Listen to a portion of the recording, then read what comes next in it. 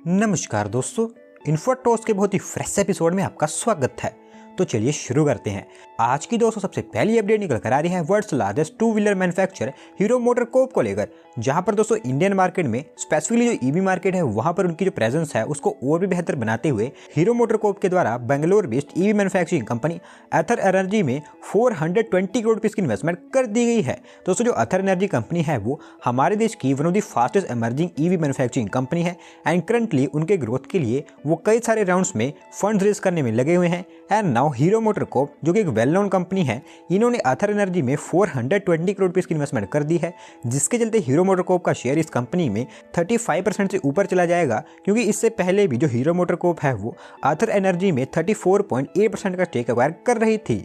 अगली दोस्तों अपडेट निकल कर आ रही है Germany based luxury automotive manufacturer Mercedes Benz को लेकर, जहां पर दोस्तों इस कंपनी के द्वारा कहा गया है कि एशियन रीजन में इनकी जो प्रेजेंस है उसको और बेहतर बनाने के लिए अब इनके द्वारा एशियन रीजन में जो इलेक्ट्रिक व्हीकल्स हैं उनकी मैन्युफैक्चरिंग स्टार्ट की जाएगी। एंड इसके लिए उन्होंने सबसे पहले इंडिया को चुना है, जहां पर उनकी जो ईवीज हैं उनकी असेंबली की जाएगी। तो दोस्तों जो मर्सिडीज बेंज है वो एक लग्जरी व्हीकल मेकर है, और क्योंकि लग्जरी व्हीकल मेकर है तो इनकी जो कार्स होती हैं वो काफ़ी ज़्यादा एक्सपेंसिव होती हैं, और किसी भी कंट्री में एंट्री करने से पहले ये सबसे पहले वहां का जो मार्केट है और वहां का जो रिस्पांस होगा उसको पहले इवैल्यूएट करते हैं। और पिछले 2 सालों से देखा जा रहा है कि जो मर्सिडीज बेंज हैं उनके द्वारा हमारे देश में उनका एक new EV road map prepare किया जा रहा था, एंड उनकी ईवी रोड मैप के अकॉर्डिंग अब ये समय आ गया है कि इंडिया में उनकी जो ईवीज हैं उनकी असेंबली स्टार्ट की जाए। एंड सबसे पहले उनकी EQC जो इलेक्ट्रिक SUV है उनकी असेंबली इंडिया में स्टार्ट की जाएगी, जो कि पहले इनके द्वारा जर्मनी से इंपोर्ट करके इंडिया में बेची जाती थी, और इसी साल के Q4 में इनकी जो असेंबली है वो इंडिया में स्टार्ट हो सकती है।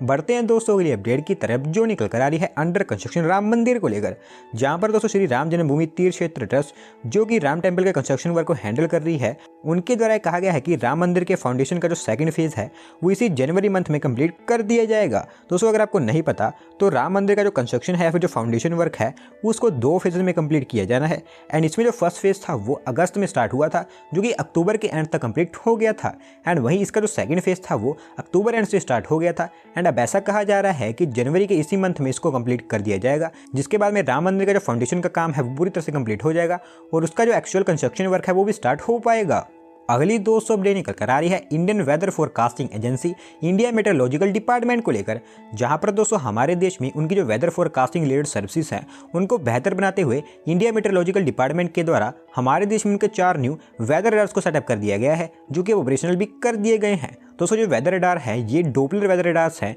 जिनके बारे में डिटेल में बात करूं तो इसमें से एक लद्दाख की कैपिटल लेह में सेटअप किया गया है, जिसको इतने हाई एल्टीट्यूड पर सेटअप किया गया है कि इससे पहले हमारे देश में इतने हाई एल्टीट्यूड पर कोई भी रडार बनकर नहीं तैयार हुआ है। एक दिल्ली के आयानगर में, एक मुंबई के वेरावली में, और जो लास्ट है वो चेन्नई में सेटअप किया गया है, जो कि काफ़ी बड़े बड़े डोपलर वेदर रडार्स हैं। और इसमें एक अच्छी थिंग ये भी है कि ये जो सभी के सभी डोपलर वेदर रडार्स हैं इनको IMD के द्वारा हमारी जो इंडियन स्पेस रिसर्च ऑर्गेनाइजेशन है उनके साथ में पार्टनरशिप करके इनकी जो सभी की सभी मैन्युफैक्चरिंग है वो मेक इन इंडिया इनिशिएटिव के अंतर्गत इंडिया में की गई है, जिसके चलते आने वाले समय में heavy rainfall, cloud formation, thunder storms and lightning, इस तरह की जो मॉनिटरिंग सर्विसेज है वो और भी बेहतर हो पाएंगी। अगली दोस्तों अपडेट निकल कर आ रही है तेलंगाना गवर्नमेंट को लेकर, जहां पर दोस्तों तेलंगाना स्टेट की जो ईवी इंडस्ट्री है उसको एक काफी बड़ा पुश देने के लिए तेलंगाना स्टेट के commerce and industry minister KTR जी के द्वारा ईवी मेकर जायंट टेस्ला को उनकी स्टेट में इन्वाइट किया गया है, जहां पर उनके द्वारा कहा गया है कि वो टेस्ला को उनकी स्टेट में टेस्ला की जो शॉप है वो सेटअप करने के लिए हेल्प करेंगे। तो दोस्तों जैसा कि आप जानते हैं कि टेस्ला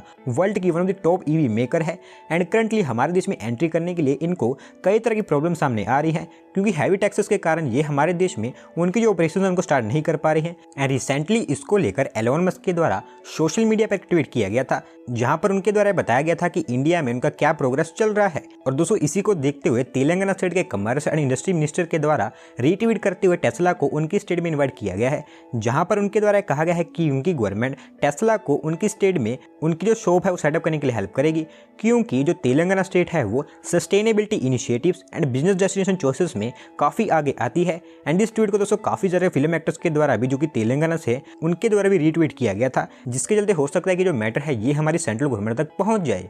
अगली दोस्तों अपडेट निकल कर आ रही है Pune based green energy supplier H2E power system को लेकर, जहां पर दोस्तों इस कंपनी के द्वारा कहा गया है कि इंडिया में उनकी जो प्रेजेंस है उसको और भी बेहतर बनाते हुए इंडिया में उनके द्वारा उनका एक new electrolyser manufacturing plant setup किया जाएगा, जो कि महाराष्ट्र में बनकर तैयार होगा। एंड इनके जो न्यू यूनिट होगी या फिर फैसिलिटी होगी, ये काफ़ी बड़ी फैसिलिटी होगी, क्योंकि इसकी जो मैन्युफैक्चरिंग कैपेसिटी होगी वो 1 गीगावाट तक की होगी। तो दोस्तों ऐसा कोई लोकेशन तो नहीं बताई गई है, लेकिन इस कंपनी के द्वारा कहा गया है कि इनका ये जो प्लांट होगा या तो पुणे में बनकर तैयार होगा या फिर महाराष्ट्र में किसी पोर्ट के पास में बनकर तैयार होगा, ताकि इसको इजीली दूसरी कंट्रीज में एक्सपोर्ट भी किया जा सके। और इस प्लांट को सेटअप करने के लिए इस कंपनी के द्वारा $40 मिलियन की इन्वेस्टमेंट की जाएगी, और इनके लिए जो फंडिंग होगी वो सीरम इंस्टीट्यूट ऑफ इंडिया के द्वारा इनको प्रोवाइड करवाई जाएगी, जो कि इनको फंड कर रही है। और वहीं मैं आपको ये भी बता दूं कि जो इलेक्ट्रोलाइजर्स होते हैं उनकी मैन्युफैक्चरिंग के लिए अराउंड 370 डिफरेंट कंपोनेंट्स की जरूरत होती है, और इसके लिए जितने भी कंपोनेंट्स होंगे उन सभी की मैन्युफैक्चरिंग इस मेगा यूनिट में की जाएगी।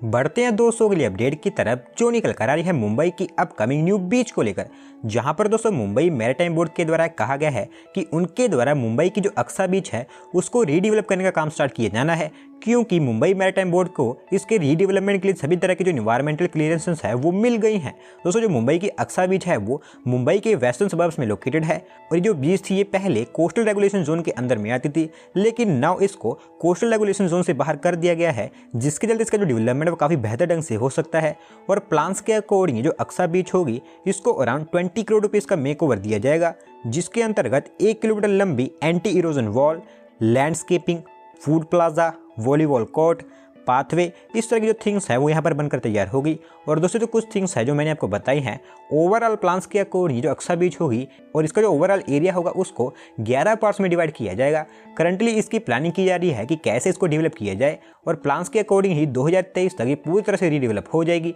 जिसके बाद में आपको मुंबई में एक और बेहतर बीच देखने को मिलेगी। आज की दोस्तों लास्ट अपडेट निकल कर आ रही है हमारी ministry of road transport and highways को लेकर, जहां पर दोस्तों कोयम्बटूर सिटी जो कि तमिलनाडु स्टेट में है, यहां पर जो ट्रैफिक कंजेशन है उसको बेहतर बनाने के लिए हमारी ministry of road transport and highways के द्वारा डिसाइड किया गया है कि कोयम्बटूर बाईपास जो कि काफ़ी बड़ा बाईपास है इसको अब उनके द्वारा अपग्रेड किया जाएगा, जिसके अंतर्गत ये जो बाईपास है जो कि एग्जिस्टिंग 2 लेन्स का है इसको अपग्रेड करके 4 लेन्स में कन्वर्ट कर दिया जाएगा। दोस्तों जो कोयम्बटूर बाईपास है ये नीलंबूर जंक्शन से मधुकरई के बीच में फैला है, जो कि अराउंड 26.15 किलोमीटर लंबा है। एंड ये जो कोयम्बटूर बाईपास है ये कई सारे state highways and national highways को कनेक्ट करता है, जिसके चलते यहाँ पर काफ़ी ज़्यादा ट्रैफिक देखने को मिलता है। और यहाँ पर जो लोकल लोग भी रहते हैं उनके द्वारा काफ़ी लंबे समय से डिमांड की जा रही थी कि इस बाईपास को एक्सटेंड या फिर एक्सपांड किया जाए, ताकि यहाँ पर जो ट्रैफिक है वो काफ़ी हद तक कम हो। एंड इसी रिक्वेस्ट को देखते हुए हमारी जो ministry of road transport and highways है उनके द्वारा डिसाइड किया गया है कि अब इसको 4 लेन्स में कन्वर्ट किया जाएगा।